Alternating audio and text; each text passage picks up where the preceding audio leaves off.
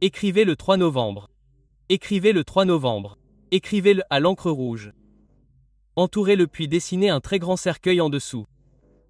Vous vous demanderez, ah, homme de Dieu, c'est pour dire au peuple du Cameroun que lorsque de telles prophéties sont prononcées, c'est parce qu'il y a un jugement sur le pays.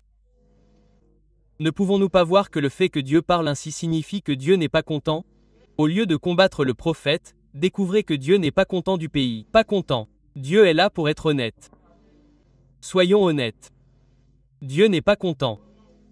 Quel genre de prophéties sont-elles de l'un à l'autre? D'une part, on dirait que ce n'est pas quelque chose de bon. Cela ne concerne pas le prophète. Dieu n'est pas content.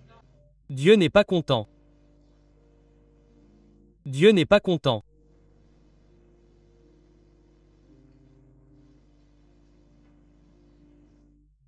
Que la nation s'humilie et dise, Dieu, nous avons besoin de toi cette saison.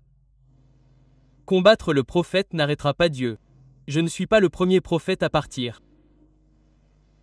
Il y a des prophètes qui ont vécu avant moi. Il y en a d'autres qui vivront après moi. Vous ne pouvez pas arrêter Dieu. Pas question. Vous élevez, il en élèvera un aujourd'hui, demain vous en élevez un autre. Dans les 10 prochaines années, il en élèvera un autre. Vous ne pouvez pas arrêter Dieu. Ce que vous faites, c'est vous soumettre. Si je ne dis pas ce qu'il veut que je dise, vous utiliserez un autre prophète pour parler. Au bout du compte, ce que Dieu veut faire, il le fera quand même. Seigneur, nous parlons au-dessus de la nation.